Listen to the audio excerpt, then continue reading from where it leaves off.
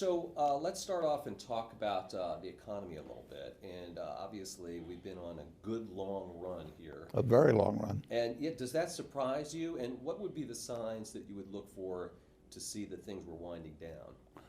Well, I look at a lot of figures just in connection with our businesses. I like to get numbers. I'm getting reports in weekly in some businesses. But that doesn't tell me what the economy is going to do 6 months from now or 3 months from now. It tells me what's going on now with our businesses. And it really doesn't make any difference in what I do today in terms of buying stocks or buying businesses, what those numbers tell me. They're interesting, but they're not guides to me. If we buy a business, we're going to hold it forever. So we're going to have good years, bad years, in between years, maybe a disastrous year some year. We care a lot about the price. We do not care about the next 12 months. But are you surprised at how long this economy has been expanding? I've been surprised by all kinds of things in the last 10 years about the economy. I mean, I don't think there was any economist I've ever read that talked about negative interest rates for long periods of time. I mean, if you go back and read Keynes or you read Samuelson, you read any of them, they do not get into a negative rate environment. I think now there's still 11 trillion that's of government debt around the world that's at a negative rate. So we've never seen it before, and we've never seen, at least the conventional wisdom on a sustained period of long and growing deficits while the economy is getting better, extremely low interest rates, and really very little inflation. So something different is happening, but something different happens all the time. So, and that's one reason economic predictions just don't enter into our decisions. Charlie Munger, my partner, and I, in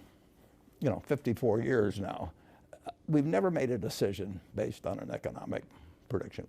We make business predictions about what individual businesses will do over time, and we compare that to what we have to pay for them. But we have never said yes to something because we thought the economy was going to do well in the next year or 2 years, and we've never said no to anything because we were right in the middle of a panic even if the price was right. All right, so you don't pay much attention to the dismal scientists then, I guess. Well, I pay none in the sense of as a guideline to doing anything. It's entertainment. I mean, it's like going to a variety show or something like that. But and I just don't know of any economist that actually has bought businesses successfully or done well in stocks. Paul Samuelson did.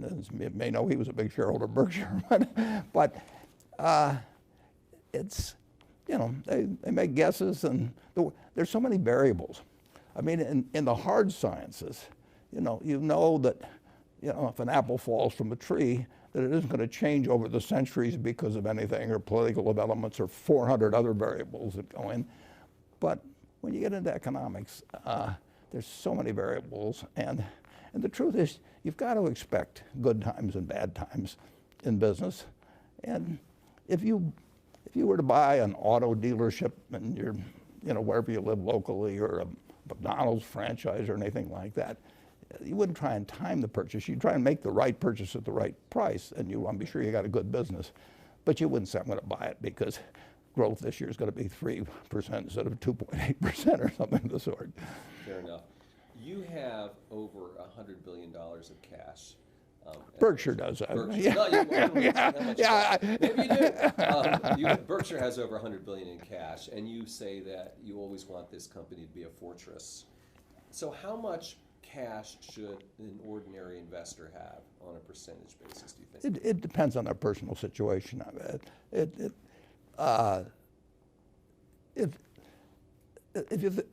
you're working in something where you're living off your paycheck from week to week, you want to have a little cash around, and you certainly don't want to have a credit card that's maxed out or anything like that. But if your house is paid off, if you don't have big living expenses, you got a portfolio of decent diversified businesses, you don't really need any cash. So you can be more cash-free than Berkshire is? Yeah, yeah, I've got responsible, we've got insurance claims. We could have hurricanes that, would happen. All kinds of things where we might have to pay out billions of dollars. And I've got over 1 million people that own shares that are counting on me to run the place so we get through periods like that. But if I were retired, I had say $1 million portfolio of stocks that was paying me $30,000 a year in dividends or something of the sort, and my children were growing, the house was paid off and everything. But, I wouldn't worry too much about having a lot of cash around. Let's talk a little bit about Apple. Everyone always wants to talk about Apple, right? It's kind of the it stock, the it company. You have a $45 billion stake, more or less. It was up, now it's down. You're still in the money. How closely do you follow the company? People are concerned they haven't really introduced any new products. Well, if you have to closely follow a company, you shouldn't own it. Really? No. If you buy a business, if you buy a farm, you go up and look, every couple of weeks to see how far the corn is up, and you worry too much about whether somebody says this is going to be a year of low prices because exports are being affected or anything like that.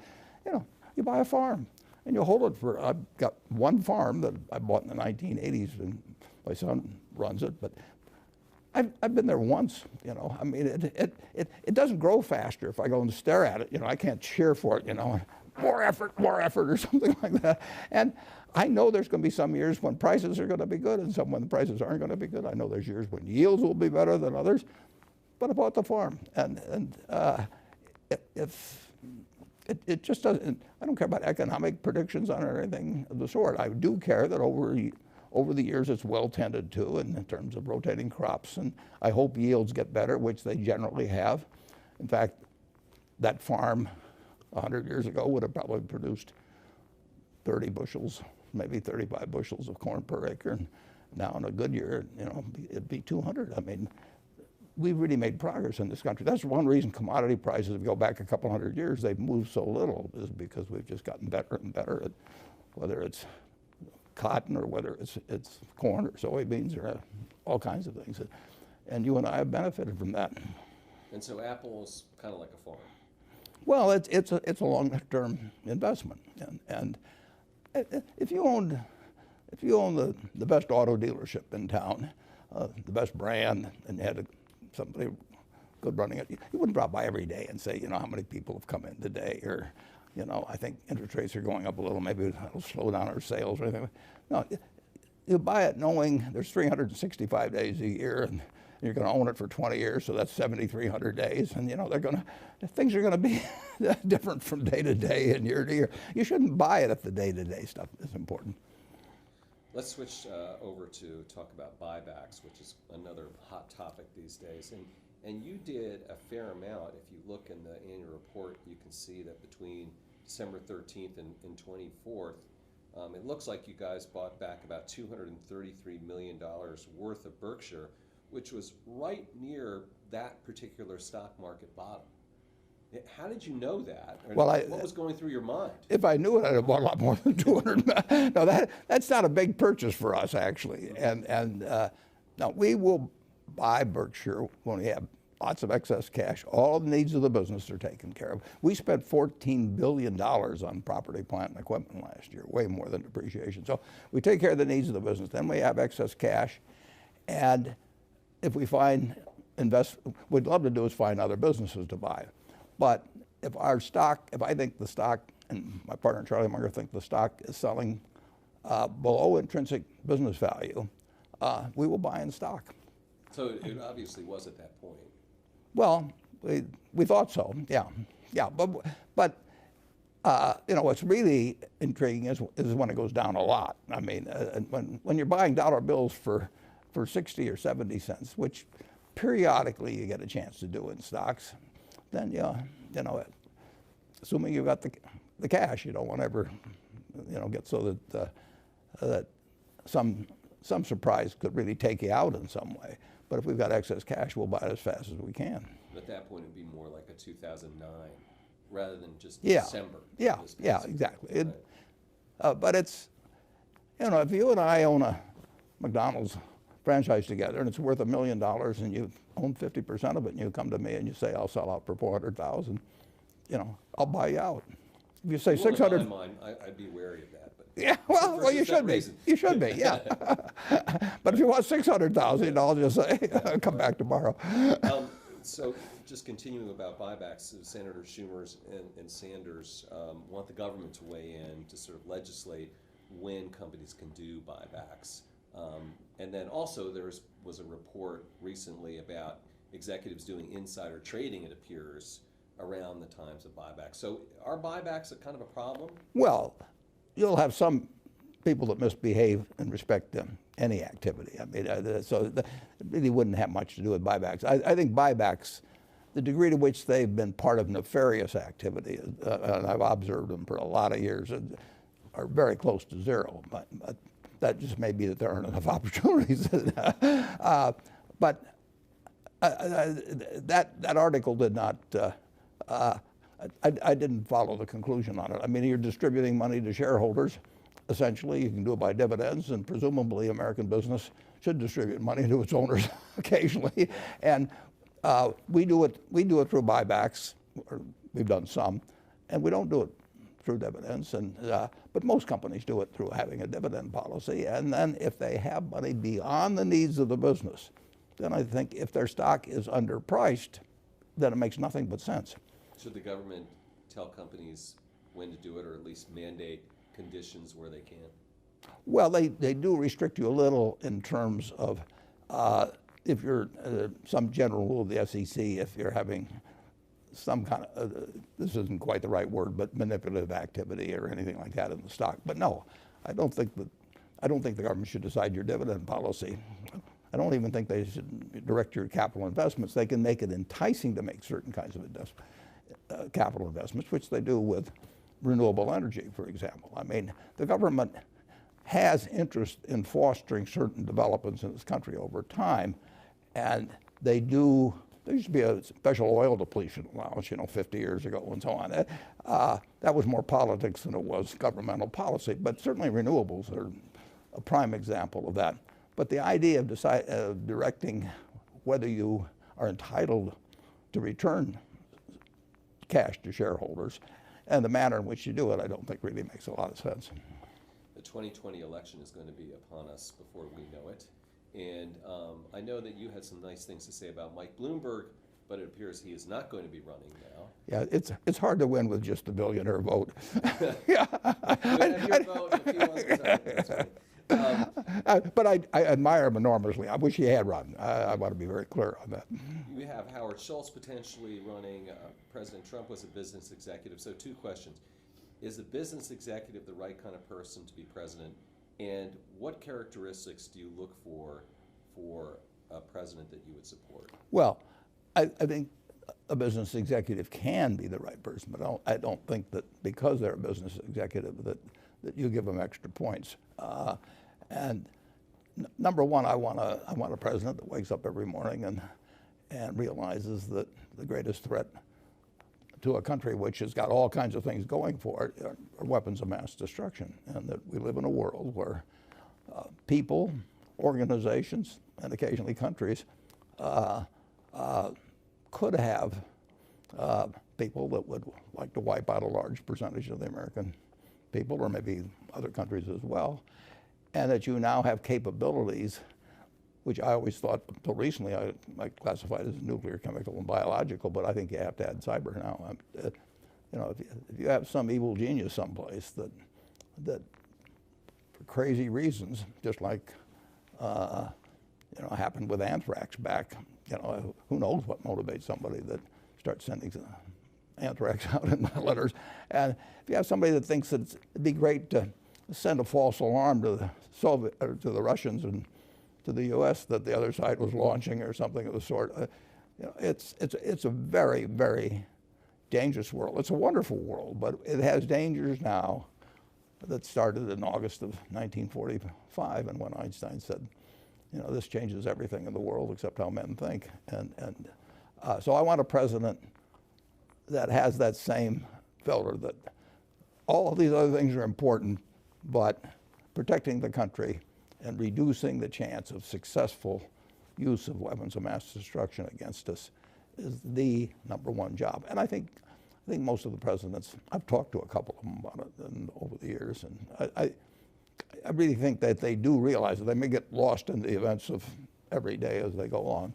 And then beyond that, I want a president that has two objectives with the economy. One is to make sure that this marvelous goose we have keeps laying more golden eggs. And then I want a president that also feels that if GDP is $60,000 per capita in the United States, that nobody should get left behind. We've got a market system that works marvelously in turning out more goods and services, better ones, year after year. Done it all through my life. It does not. It also has we have a system that the people who don't fit the market system in terms of their talents, they may have been perfectly good to land on the beaches of Normandy and all of that sort of thing, but they just don't have that kind of talent, just like I don't have any athletic talent. You know, I mean, if I had to live in an athletic universe, you could train me 8 hours a day and I could read diligently at night. And I wouldn't do any good. I just get out there and fumble the ball or whatever would happen. So we have to take care of the people that the market system doesn't take care of, while it's spewing out huge riches for the people who do fit well, and that can be done. Would you ever talk to a candidate and say, hey, what do you think about these three things? Well, they'll tell me what I want to hear in most cases. So I want to hear what they tell people who disagree with them on the subject. I always like to ask a candidate, they usually finesse me some way or another, but I say, what are you for that the majority of your followers are against? You know, I know you really believe in that, you know, and that's really the test, but I'm not sure that, except under some kind of sodium pentothal or something, you're going to get a great answer to that question. That's great, but that's the question you ask the presidential candidates or presidents that you would speak to. If I really want to get, and that's why Bernie Sanders was so successful. I mean, 90% of the people who voted for Bernie Sanders had probably not heard of him 2 years earlier, but they felt they knew exactly what he would do. I mean, they felt he was authentic, and if you asked him, you know, what he was for that most people might be against, he would tell you, you know. A few questions about Kraft Heinz. I know you say you learn from your mistakes. Do you think that was a mistake? I'd rather learn from other people's mistakes, actually. Fair enough. Was that a mistake? Well, we'll find out over time, but we did pay too much, in my view, for Kraft. We didn't pay too much for Heinz. So when we started out, it was originally a non-public partnership between us, but we did pay too much, in my view, for Kraft. And there's not much you can do about things if you pay too much.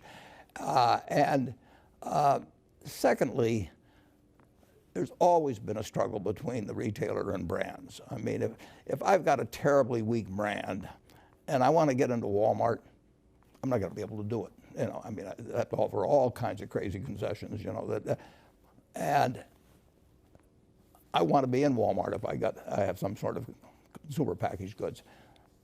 The negotiation is way different if you have something essential versus non-essential. 10 years ago, Costco tried to get rid of Coca-Cola. Costco's got terrific loyalty among customers, and you know, and their own Kirkland brand is a $39 billion brand now, and it moves from category to category, and they only started in 1992. So they know brands, and but in the end, they put Coca-Cola back in. If it had been Royal Crown Cola, they wouldn't have had to put it back in. So there's always that struggle between the brands. I mean, and there always will be. But the retailers, net, it has been moving in their direction, particularly, I think, because of the Amazon revolution. First Walmart, and then... Oh, well, yeah, Walmart, right, Walmart, yeah. I mean, but it's been accentuated. Yeah. I think we have a new retailing environment now. I mean, it isn't like it goes from night to day, but it moves somewhat. And brands that people have spent billions of dollars developing and sponsoring TV shows or sponsoring radio shows in the old days. I mean, Campbell's Soup was always on there with Jack Benny or something, you know, when I was a kid, and it was big. And it built brands. and people obviously like the product too. But people are more willing to change, and it's harder. It's a somewhat different world than what it is. Night and day. I mean, you are very unlikely to keep changing brands every day. But it really surprised me that Gillette lost position. I mean, men don't like to experiment much. Women are better experimenting. But you know, when you were a kid, the Gillette cavalcade of sports was your pal and brought you the Rose Bowl and, you know, the World Series and all that sort of thing.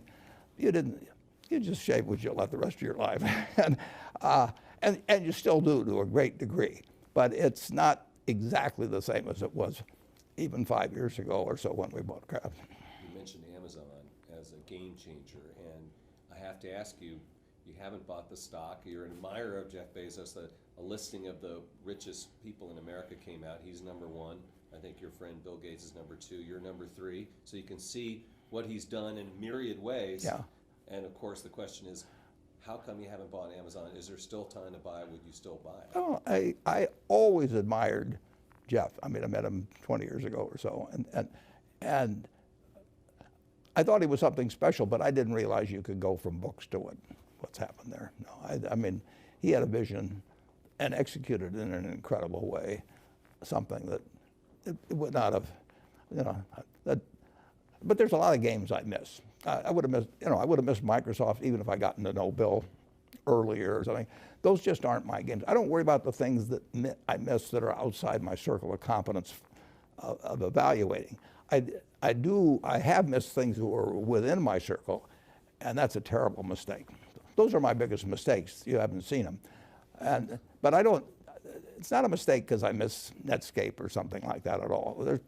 I would say that maybe 5% of the companies or 10% of the companies at most are within an area of my circle of competence. There's something I should be able to understand. So I want to get back to that trend thing you were just talking about. How do you recognize when a giant trend is over? And you know, you're right, obviously, that over time things don't change that much, but sometimes they do. Like newspapers was a business that you admired for so long.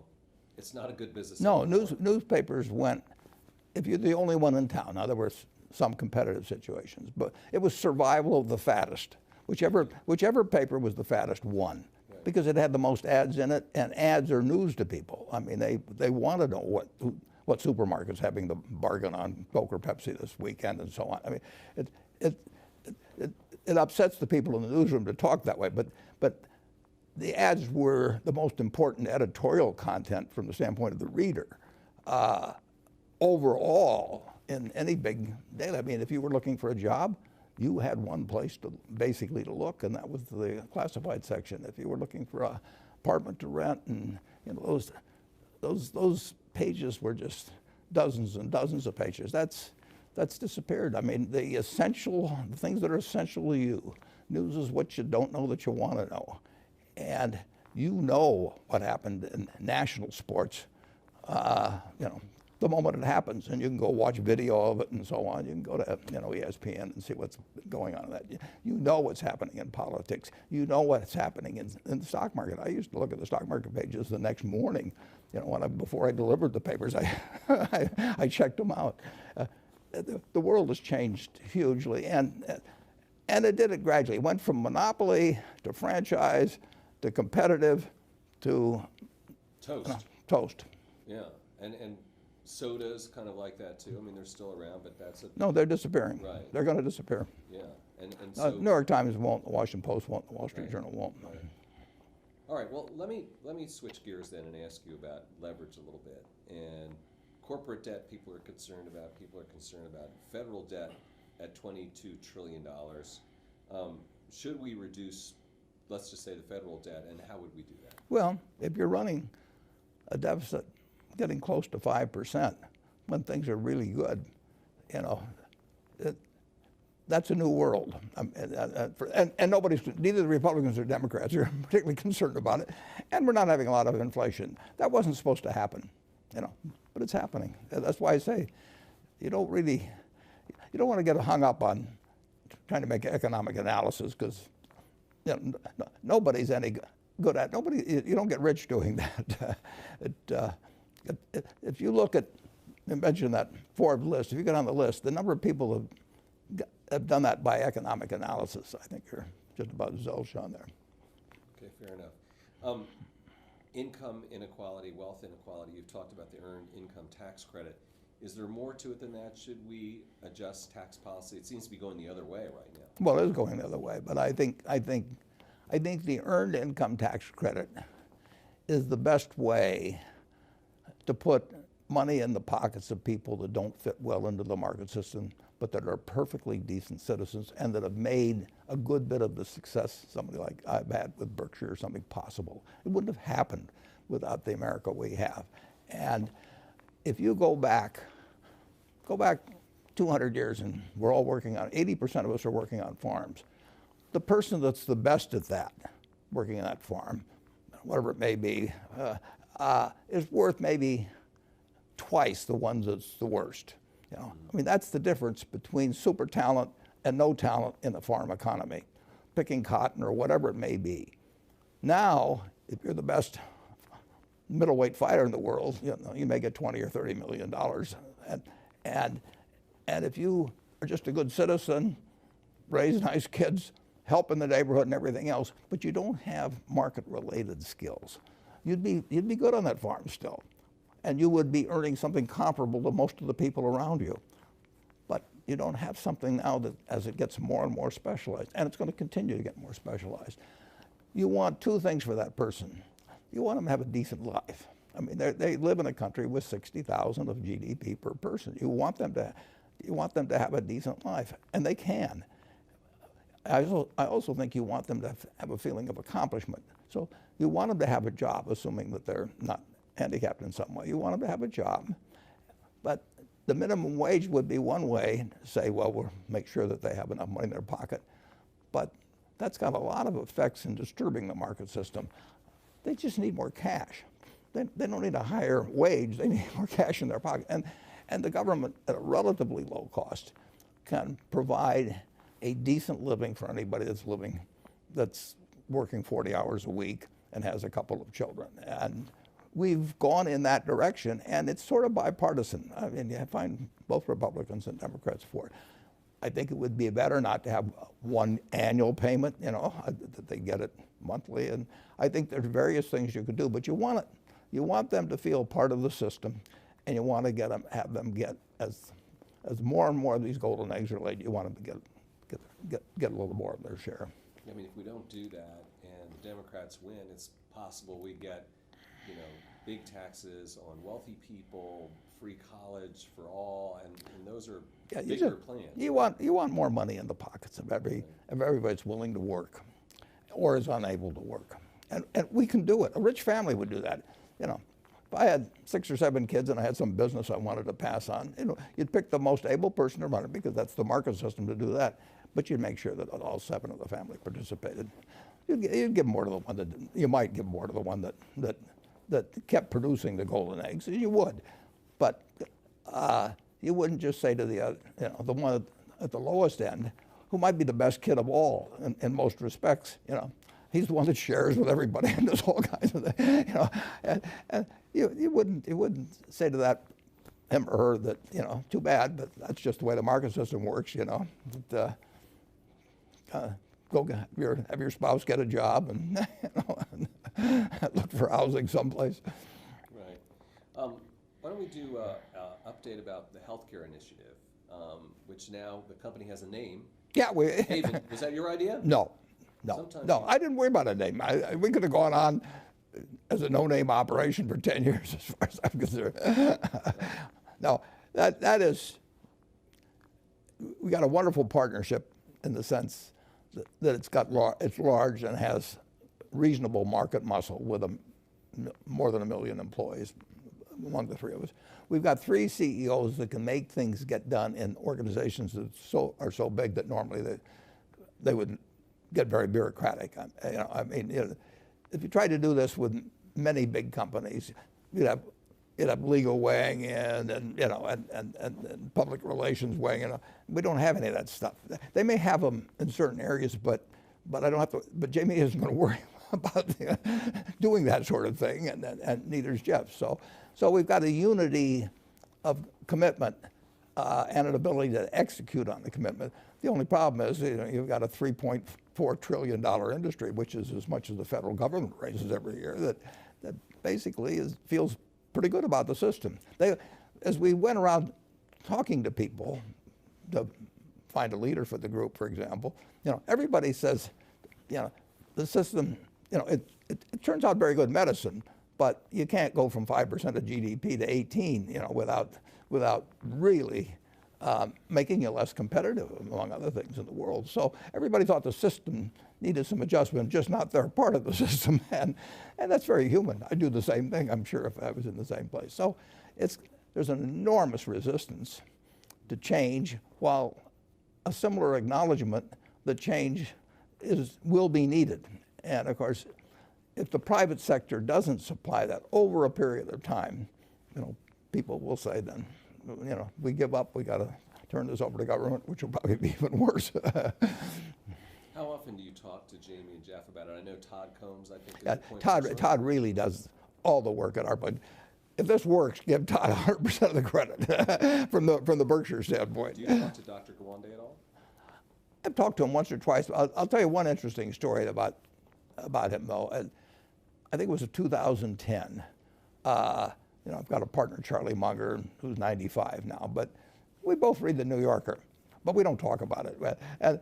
And one day I'm talking to Charlie, and I say, I read this terrific article by a fellow I never heard of before, probably didn't know how to pronounce his name then. I said, and Charlie said, he says, I sent him a check for $20,000 the other day. I read that article, it's the best article I've read in a long time, so I just thought, you don't get paid that much for being a writer at the New Yorker, so he actually just sent him off a check. So two guys 1,500 miles apart, both regarded that as one of the most interesting, informative articles we'd read, and similarly we followed him subsequently and met him and all that. But it wasn't my. Should take note. If it's a good article, maybe Charlie Munger will send you. Well, it is true that if you read 3,000 or 4,000 words by somebody on an important subject, and they really give you some insights or some factual background or something that you haven't seen in years and years of reading about it, I mean, they should make an impression. I mean, other people have made an impression on me through their writings. Does Haven have to buy companies to gain expertise? And what do you? No, no, I don't think. What's the plan? I mean, the plan is to support a very, very, very good thinker on this subject is a practicing physician and who commands the respect of the medical community. To, in effect, figure out some way so that we can deliver even better care and have people feel better about their care, too. I mean, they have to perceive that they're receiving better care over time and stop the march upward of cost relative to the country's output. But I mean, if you take 18 cents out of every dollar that of output in the United States and say it's going into health, that leaves 82 cents. And other countries are doing it for 10 or 11 cents when, if you go back to 1970, all of us were doing it for around 5 cents. So we started from a fairly similar point compared to major industrial countries, and it just keeps going up. And last year, a corporate tax cut was put in for something that was 2% of GDP, roughly, and people said we can't be competitive if we have this 2% cost, versus the rest of the world. And there's something that basically corporations pay in a very big way, and it goes to 18. And I say it is a tapeworm of the U.S. economy. We've got such a wonderful economy. We can do some very expensive things. I mean, but that doesn't mean we should. That doesn't mean. If you have a rich family, you still want to be as efficient as you can on things generally. That's not the way all rich families feel, but that's the way at least one rich family I know behaves. And it just makes sense. We've got this incredible economic machine, but we shouldn't be spending 18% when other countries are doing something pretty comparable in terms of doctors per capita, hospital beds per capita, and all that. The very top stuff in medicine, I think, is very much concentrated in this country, and that's great. I want us to be the leader, but I just don't. I think we're paying a price. If we're paying 7 extra points of GDP, that's 1.4 trillion a year.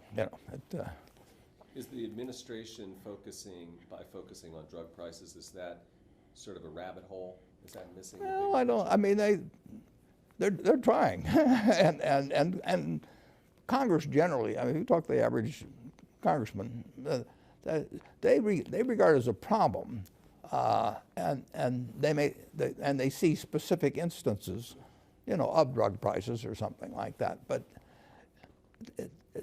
it's a big problem to change. I mean, the trouble is it intersects in so many ways, and that's why we've got Gawande heading it, and we've got 3 big-sized organizations backing him.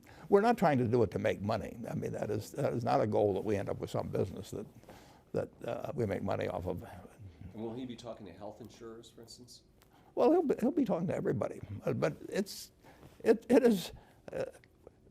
his game plan is not something we're going to try and lay out because it's in his head to some degree. I mean, obviously we selected him by hearing and reading and so on what he's done, but he'll learn as we go. We will conduct certain experiments, or he will, and try out a community where one of us has a lot of employees, maybe, and there's various ways to experiment.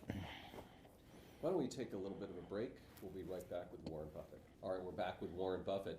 Warren, a few things from your shareholders letter that I want to ask you about. You talked about the disparity in value between stakes in companies and wholesale takeovers, so that you are looking maybe to buy positions in stocks rather than buying whole companies because of the price differential. Why does that exist? Can you explain that to us? Well, generally speaking, when companies are sold, they sell at premiums. Now, they sell at premiums because the buyer thinks they can do all kinds of wonderful things with it that the present management isn't doing. I've often said that, on the Fortune 500, maybe 250 companies should buy the other 250, and they just totally shift every year because everybody thinks they can run it better than the next guy, which is what you're saying when you buy it in its entirety. I don't think we can run anything better than the people that are running when we buy it. So it's hard for me to get to a premium, and the premiums have gotten more dramatic, and the leverage available has gotten pretty generous, and that causes people to buy it. People love to buy what they can't pay for. Amazingly, if somebody will also put up the money, and we don't calculate leverage into any of our purchases. In other words, we don't say if we buy this thing for $10 billion, we can borrow $7 billion against it, because we're really using up Berkshire's general credit. I mean, I could apply 70% leverage to any one of our companies and make it look better, but the truth is it's the general credit of Berkshire that's doing that. So it'd be crazy to, just because I want to buy something, say, well, I'm buying this with 70% leverage, so therefore I can pay this kind of silly price. But when the CEO, well, you've got a huge bundle of money that's committed to buying something. They're getting paid a fee, tick, tick, tick, every day to buy it. Now, they do get paid whether they buy it or not, things or not, to some extent, which is kind of an interesting business approach, but they do.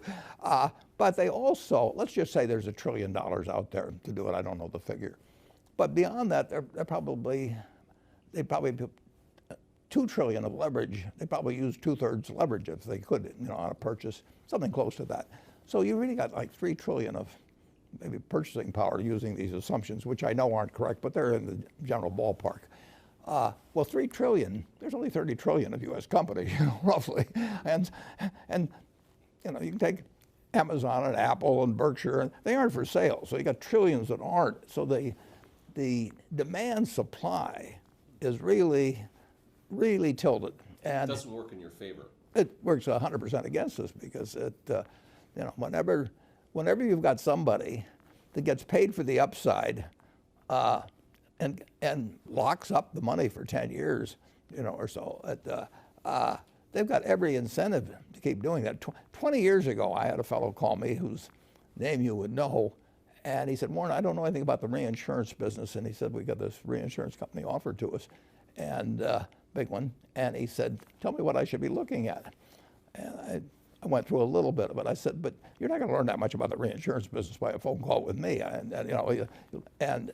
Why are you looking at this? And he said, "Well," he said, "we got to get the money invested in the next 3 months, or we have to give it back." And that's his equation. And once he buys that company, he's got a fee built in for 5 years or whatever it may be, and he's got some of the upside, and he'd like upside, but if it doesn't work out, he still makes a lot and gets very, very rich by anybody's standards. So it's tough to compete with that. Right. Shifting gears, where do you find things like that Abe Lincoln tail and leg quotes? I mean, do you read Bartlett's book of quotations? No, I don't read Bartlett, but probably 50 years ago I looked at a few Bartlett's quotations, but I read a lot. And you just remember these things and apply well, them? if you're 88 years old, I mean, you ought to remember something. Oh, you don't remember what happened yesterday, but you remember the old stuff.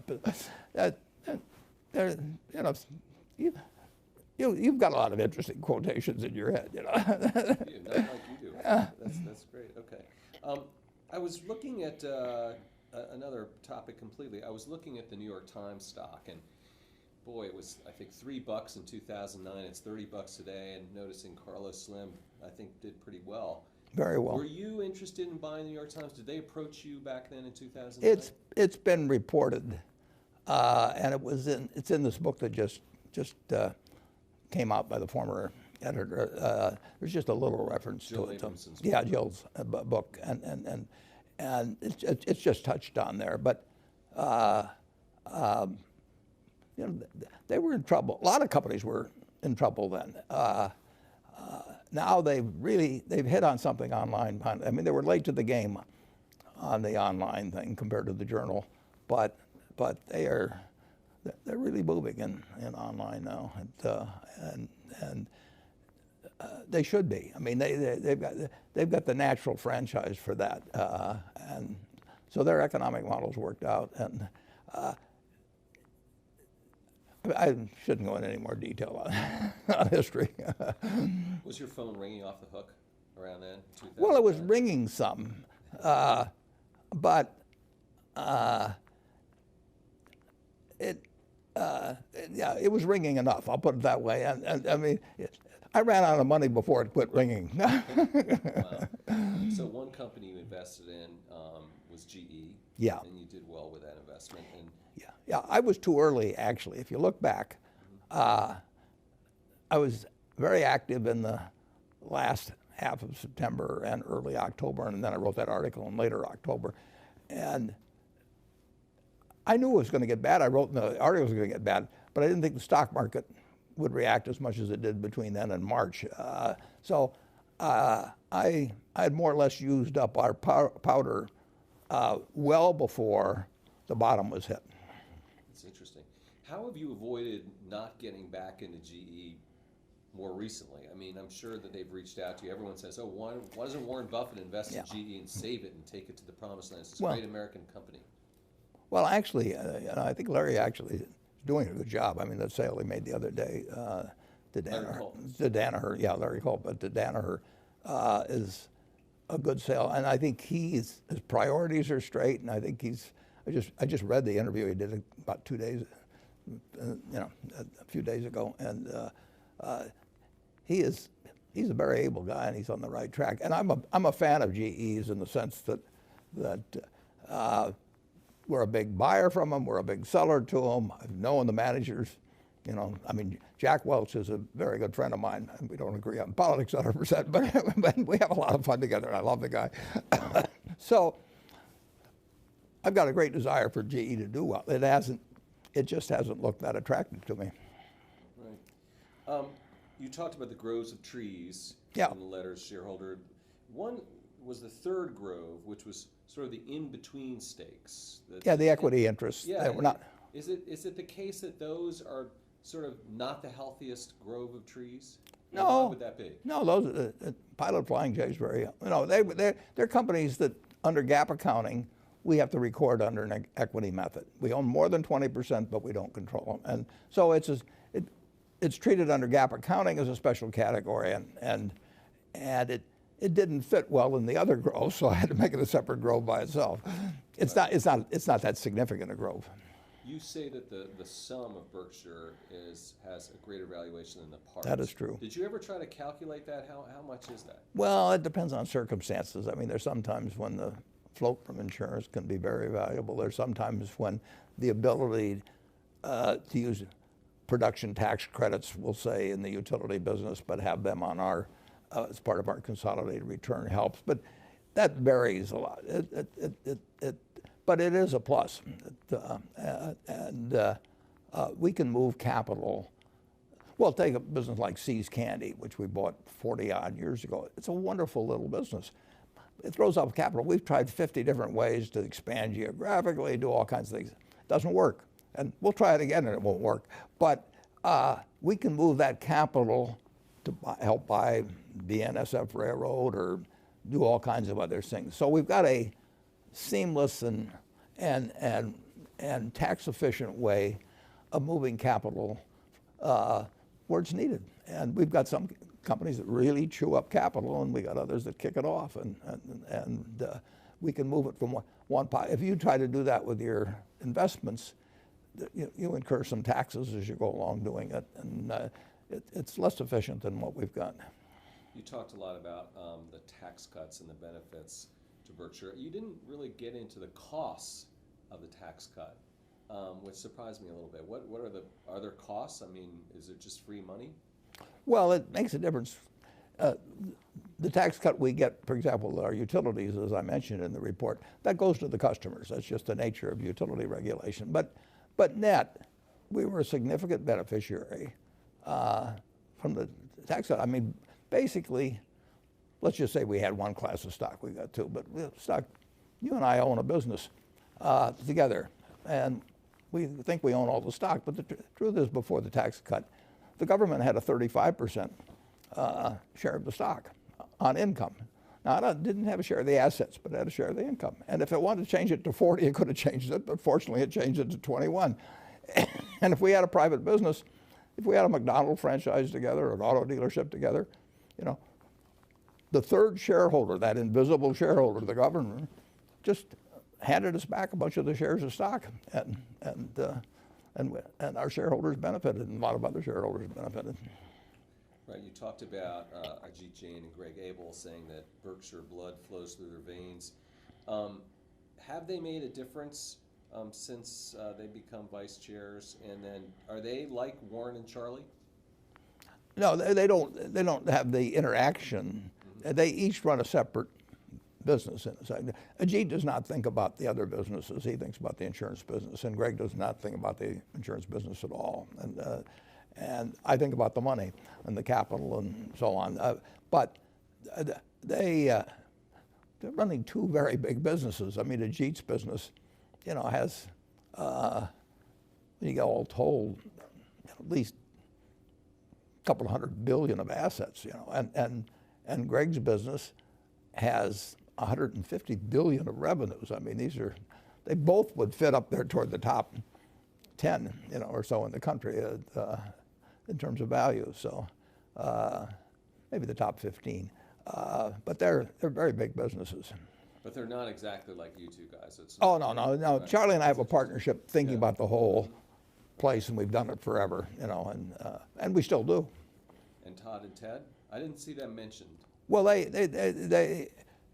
have $13 billion each, including pension funds our pension funds that they run, and so of the $173 billion we had at year end in equities, we had 173 bucks. We had another $8 billion in pension funds. So of the 180 or so, they had 26 between them that they're managing. And they got total discretion on that. They don't ask me. At the month end, I look and see what they did. They don't do much. They don't do a lot of trading or anything. But I look to see what changes they made. And Todd, for example, I mean, he made a couple of small investments in private placement type operations. And I know what the businesses do, but I can't tell you their names. That's his baby. Was one of those, you made this investment in Oracle and then you sold it. Was that something they did? No, that was not something they did. That was something I did. Yeah, and you said you didn't understand it. That's why you sold it. Then why'd you get it in the first place? Yeah, well, That's a good question to which I do not have a good answer. I know. I see development. I know enough about the cloud to know I don't know enough about the cloud. Right. Okay. So Barclays put out a note. They said they were lowering the estimates for Berkshire for EPS. Do you read that stuff? No. Well, I may read it accidentally, but I don't seek it out to read. I'll put it that way. But it just doesn't make any difference, you know. I mean, if I spent time reading that, I wouldn't have the time to read 10Ks. And we're not going to do anything different. I don't know what we're going to earn. As I put in the annual report, and I really think this is unique. I mean, we do not prepare financial statements monthly for Berkshire, and there's just no other company would do it. But there's no sense doing it. I know where the money is, and I know how the companies are doing generally. But what difference does it make? Because I'm not going to try and hit any number for the quarter by, you know, having a sale on insurance or doing something even worse. So and Charlie, I mean, he knows where we stand, and we know what businesses are doing well, which aren't, and we certainly know where the money is. Another one, UBS survey of Berkshire investors says the 5 most important things to them are succession, investment performance, M&A opportunities, share repurchase, insurance margins. Do you read That's that? pretty. No, but that I don't disagree with that. I mean, I'm glad that somebody understands this. Your own investors. Yeah. Well, that's important. You know, 54.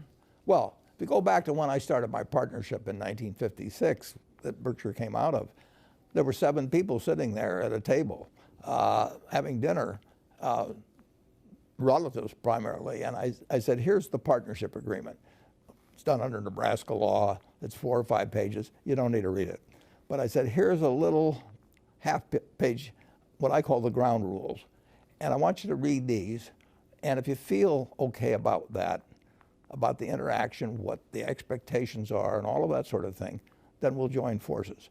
And if you don't, it's fine. Other people have, you know, but we shouldn't be partners. I mean, you know, if I'm going to have a partnership with somebody, I want it to be compatible. It is, you know, and when you have a public company, you can't control who comes in. I can't control some guy that comes in and thinks we're going to pay big dividends or split the stock or something like that.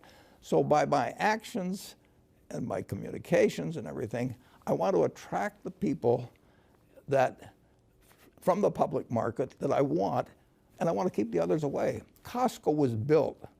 Sol Price, who started the Price Club, that thing, he sat down and figured out the customer he didn't want.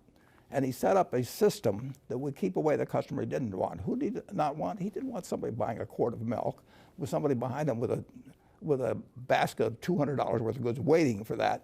So we put in a membership fee, and by putting in a membership fee, he killed all the drop-in business, the business that belonged to the 7-Eleven. We want Berkshire to keep out people who have expectations about us that are different than ours. I mean, good for them, and I hope they find somebody they fit. But if you're going to run a church, you want your seats to be filled by people that are generally want to listen to your form of religion, and you don't want it to change every week and say, "Gee, I need a new group, and I'll go out and talk to a bunch of investors and get them to come to my church this Sunday," because there's only so many seats in the church. There's 1,645,000 or so A-equivalent shares, and those are the seats, and I want them occupied by people that are on the same page I am. Church of Berkshire. Seems like you've got a big weighting in financials, and of course you finally invested in Jamie Dimon's company. Why banks right now? They're businesses I understand, and I like the price at which they're selling relative to their future prospects. I think 10 years from now that they'll be worth more money, and I feel there's a very high probability I'm right. And I don't think they'll turn out to be the best investments at all of, you know, the whole panoply of things you could do, but I'm pretty sure that they won't disappoint me. You said you were surprised that interest rates have been this low this long, but isn't that because of accommodating central banks' policies around the world, and how deflationary technology is in society? Do you think that has something to do with it, those two? You can always look back and frame up the reasons, but in the end, you know, nobody was telling me, you know, if somebody told me 10 years ago what was going to happen the next 10 years, we could have made a lot of money in the bond market together, you know. But there's always a reason afterwards. Tomorrow's paper will say stocks went down today because of, you know, but they didn't write it this morning's paper that stocks are going to go down today. You have to know what you don't know, and you have to make sure that what you don't know isn't all important. I mean, you know, if there's 4 boxes there, you want to get to what is knowable and which is favorable. And there's things that you'll miss out on because they belong in the other 3 boxes, one of which will be favorable, another one that's favorable. And the fact that you're missing out on 90% of the stuff doesn't really make any difference if the 10% you do is right. Is climate change changing your insurance businesses? No, it doesn't change the insurance business. Does it change modeling or something in the business? No, it would change our insurance business if we were writing 20-year policies. I mean, if there was something that changed life mortality adversely to the interests of the life insurance company, you're stuck with a policy for 20 years if you write the life insurance policy, and it's, you know, you'll keep paying your premiums if it's adverse to me. That's what's happened in long-term care insurance, for example. But when you write a policy for 1 year at a time, you see what the developments are, and if, you know, cars, for example, are much safer to drive than they used to be. There used to be 15 deaths per 100 million miles driven. Now there's a little over 1. On the other hand, they've become much more expensive to fix. I mean, that little side view mirror, you know, which used to cost $10, you know, now $1,000 or something like that. So you have things that are changing in terms of, if you're writing collision insurance, you got to allow for the fact that windshield, the bumper, all kinds of things, or the side view mirror and all that are way more expensive. But if you're writing liability, you know that people aren't going to die as often. So climate change is like climate's been changing, but the truth is that you now can buy really big catastrophe limits cheaper than you could buy them in 2005 or thereabouts, allowing for changes in the dollar and concentration of population. So far, rates have come down. That's the reason we've gotten out of the cat business to a great degree. We were a very big writer of cat business 10 or 12 years ago. We aren't out of the cat business because of climate change. We're out because the prices aren't right. And the world will change, and that's got very serious consequences, but it won't change that much from year to year. That, you know, we've done very well during a period of some climate change. Right. Just a couple more questions before we take a break. You've talked about technology advancing faster than our ability to understand it. And I'm wondering if social media and Facebook and Google and Russian trolls coming in, is that maybe an example of that? Or are you still worried about that problem? Well, I think cyber poses real risks to humanity, forgetting about the problem of even misinformation. I'm just thinking of, you know, we have railroads running over 22,000 miles of track, and some of them are carrying ammonia, and some of them are carrying, you know, chlorine and things. We have to carry them. We have no choice about that. We're required by law to carry them. And you know, I would rather do that in a non-cyber world than a cyber world. And there are all kinds of things. The problem about something like cyber is that it's moving, and it's just unpredictable whether you'll get some crazy guy like stuck the anthrax in the, you know, what they can do becomes magnified. I mean, when you saw what, you know, 19 guys did, you know, on 9/11, I mean, the tools in the hands, or potentially in the hands, of either crazy individuals, crazy groups, or even a few crazy governments, you know, are really something. And we don't necessarily know what all the tools they have are, and that is moving all the time. I mean, you know, again, Einstein said, he said, "I know not with what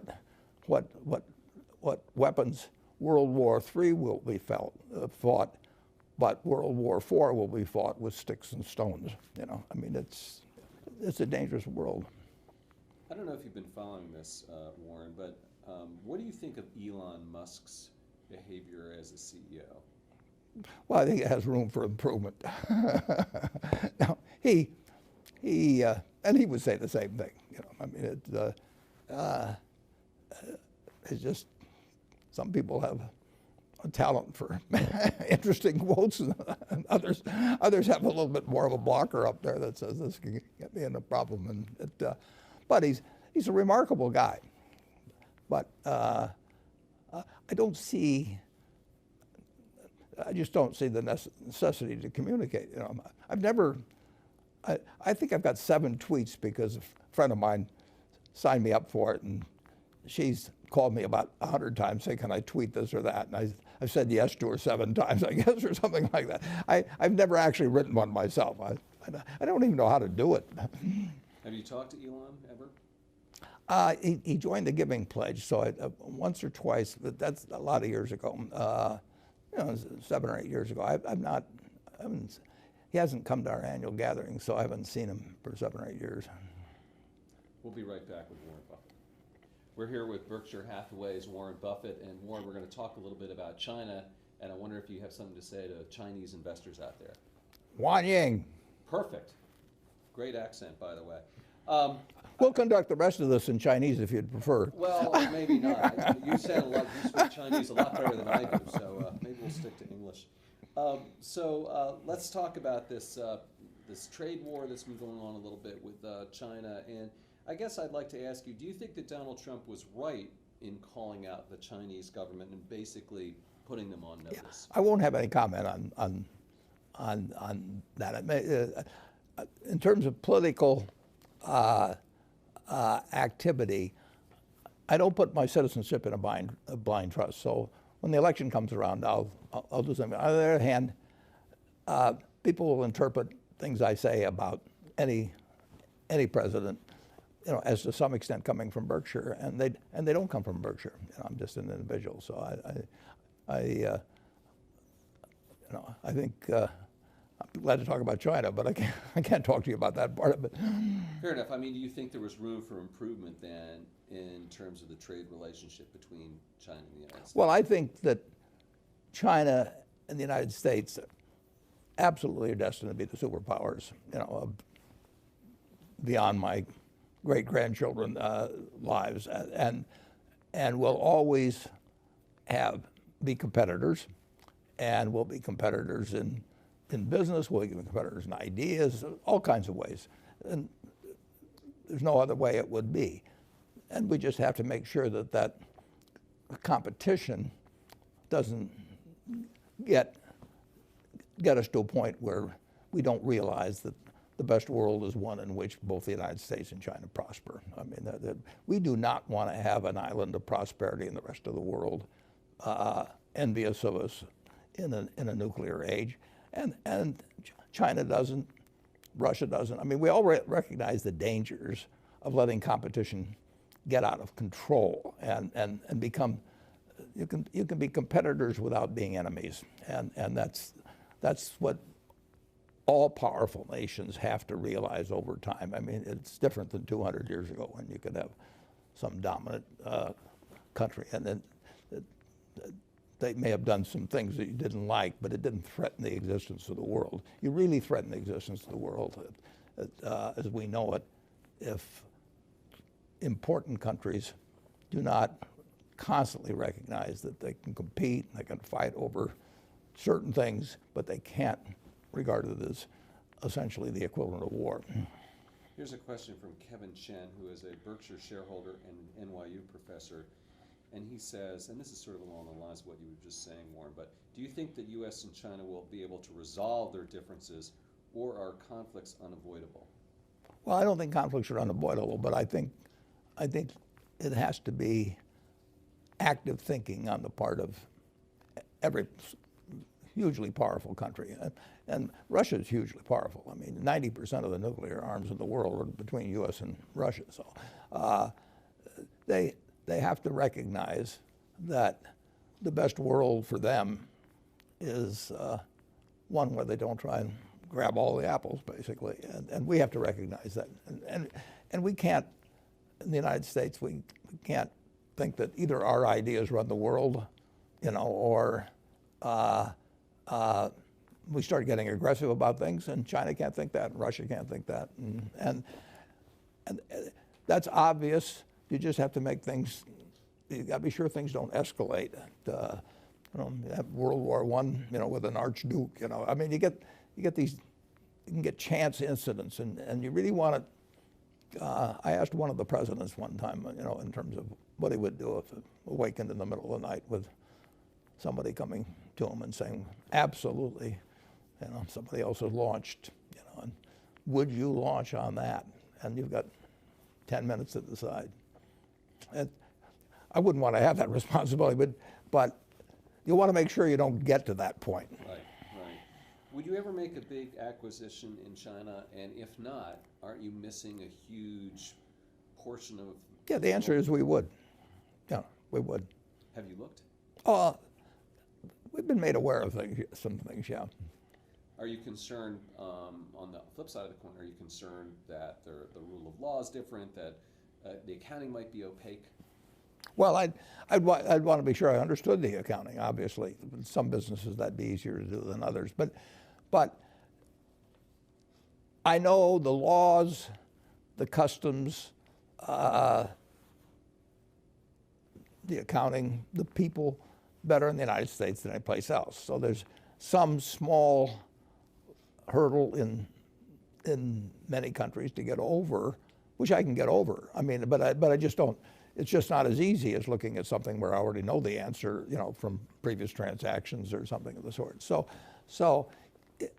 it's easier to make a big acquisition in the United States. I have to do more work if I'm looking beyond the borders. But I love the idea of doing it. When we made the acquisition in Israel a dozen years ago, I didn't know what the tax rates were there. I didn't know what corporate law. I suspected that it would all be answered satisfactorily, which it was, but I didn't just automatically know it. It seems like you're more open about doing a deal in China than in previous conversations. I don't think so. I'm open. Yeah, we made two decent-sized stock acquisitions there, and they worked out fine. Those are? Well, PetroChina and BYD. BYD, yeah. Yeah, BYD was Charlie's, but right. Charlie's very well versed on China. Right. The U.S. trade deficit has been widening, and of course a lot of that has to do with our trade with China. Is that something that worries you? Well, I wrote an article about it for Fortune and the trade situation many years ago, and when our deficit got to be large in relation to GDP.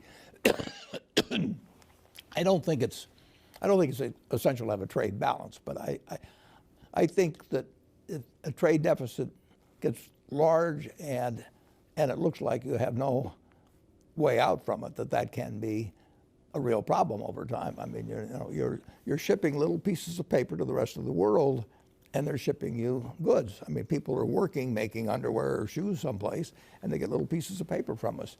And it gets very tempting if you've done that enough to make sure that those little pieces of paper aren't worth very much over time when they want to cash them for something. So you don't want to have, we don't have any problem running trade deficits, but if we ran really large ones and we sort of worked ourselves into a box where we didn't really have a solution to get the numbers down, it could be a problem. And I wrote about it one time, but it's kind of a nice thing, actually. I mean, wouldn't you like to have something where you just send out little pieces of paper and somebody keep supplying you with your food or your, whatever you might. Yeah, right, exactly. Yeah, we call them credit cards in the United States. Exactly. Yes. Okay. And last question. China is facing its slowest growth in nearly 3 decades. The leadership there lowered the targets, I think, to around 6.5%, 6%. Are you concerned about this slowing growth and the impact on global markets?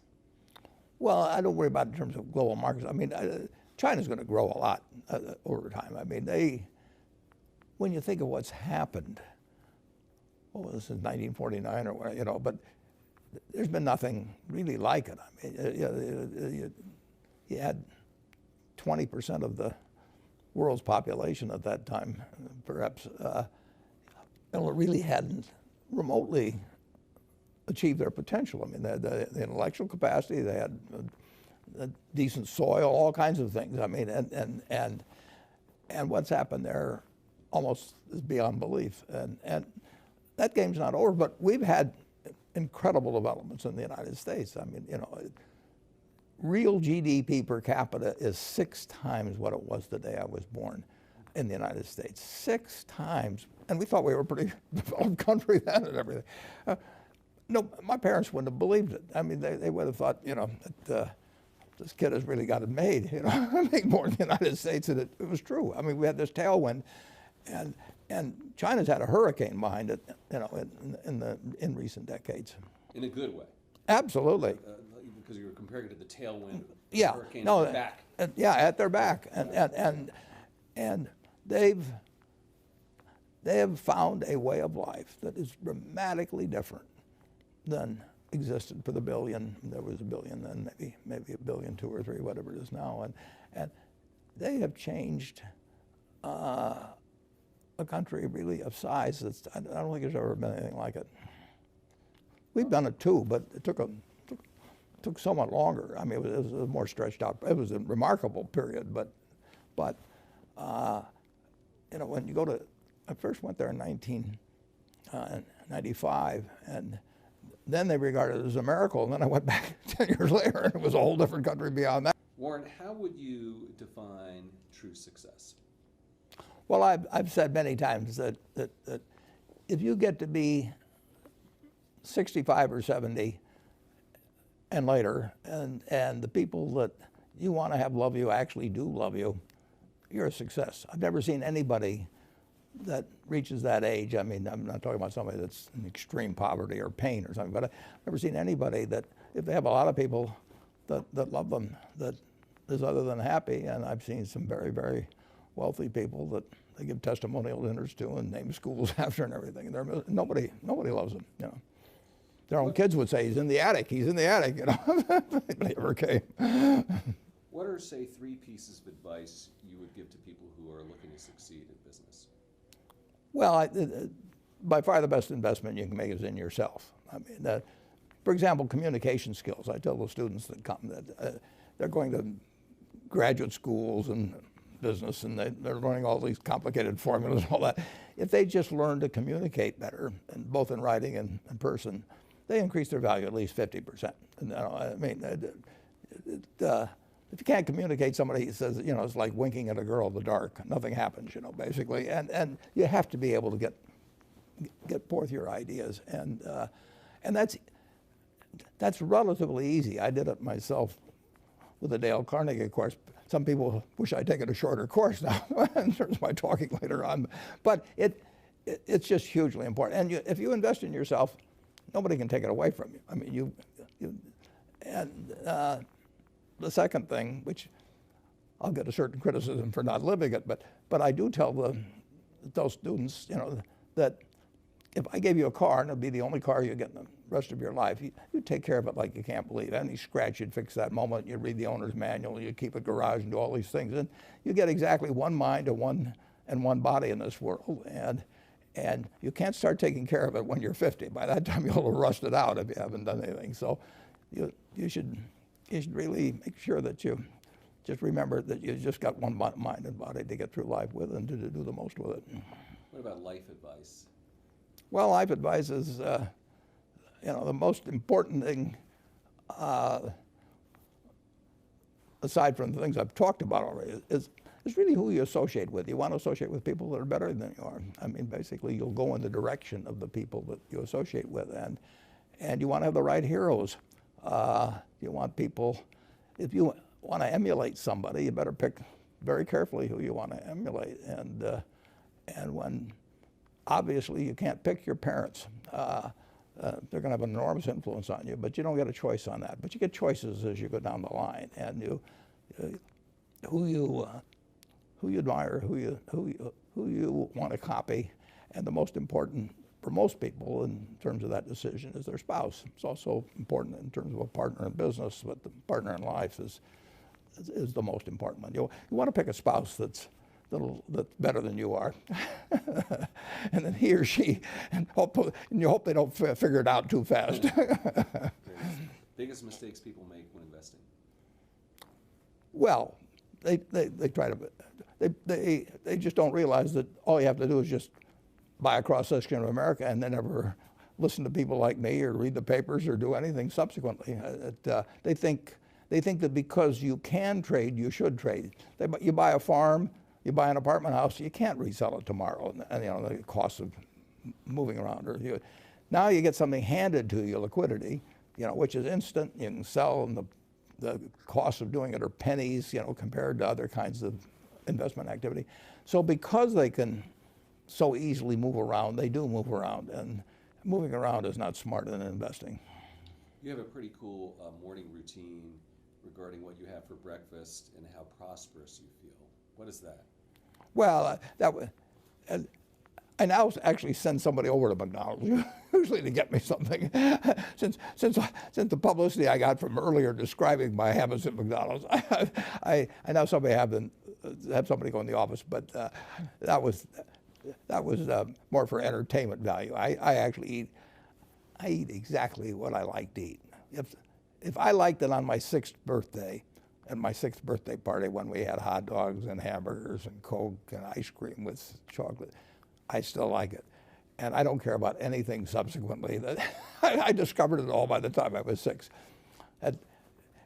If somebody offered me a deal when I was 20 and said, you're going to live 1 year longer, you know, instead of living to 88, you'll live to 89 or whatever it may be, if you eat nothing but broccoli and Brussels sprouts and onions and all these things, you know, I just said, I'll take the last year off. It probably won't be that good anyway. You know, I mean, so I eat what I like to eat. I'm not venturesome in that area. I like how you lumped in onions with broccoli and Brussels sprouts. Well, I don't know. I just don't happen to like onions, but no, I don't put them in the same category. Okay. You and George H.W. Bush, I think. Is business school worth it? Depends on the person. Much more than it depends on the school. I mean, I wouldn't worry. Some people are going to get a lot out of advanced education, and some people are going to get very little. And I don't even think it's important that every person go to college at all. I mean, we have all kinds of jobs at 70 or so thousand a year, or 80,000 a year, that college training is not of use. And I actually was not keen on going to college myself. Yeah, my dad kind of jollied me into it. He could get me to do anything. But if they'd had an SAT test in those days, he would have taken the test for me. but because I knew I could have a good time, and I liked investing, and I didn't really feel I could read the books. So I don't, you know, it's a big commitment to take 4 years, and the cost involved, and maybe the loans involved, and everything. And I think, depending on what your interests are in life, I don't think it's for everybody. I think it's for a lot of people, but there ought to be a reason you're going, and I didn't really see much reason. All right, last question. So lightning round. So it's a few. Do you ever drink water? Only under duress. What is your favorite all-time song, Warren? It's undoubtedly, it's My Way. What about movie? Favorite movie? Well, I like The Bridge on the River Kwai because of there were a lot of lessons in that. Plus, it was enormously fascinating Catchy movie. tune also. Pardon me? Catchy tune also. Yeah, very. Right. But the ending of that was sort of the story of life, you know. He created the railroad, and did he really want the enemy to come in across it, you know? Got it. Favorite book? Well, the favorite book from the book that had the most impact on my life was The Intelligent Investor by Ben Graham. I knew you were going to say that. Yeah. Favorite TV show? It's probably going to be it would be Nebraska in some huge bowl game and winning. Got it. And finally, what do you carry in your wallet, and how much money do you tend to carry around? Well, I probably carry maybe $400. I actually, my wife likes to use the cash, so I just take home a chunk of cash every now and then she doles it out. She looks at my billfold and sees whether all the hundreds are gone. Sticks a few in there, but it's pretty simple. And credit cards? I've got an American Express card, which I got in 1964, but I pay cash 98% of the time. If I'm in a restaurant, I always pay cash. It's just easier.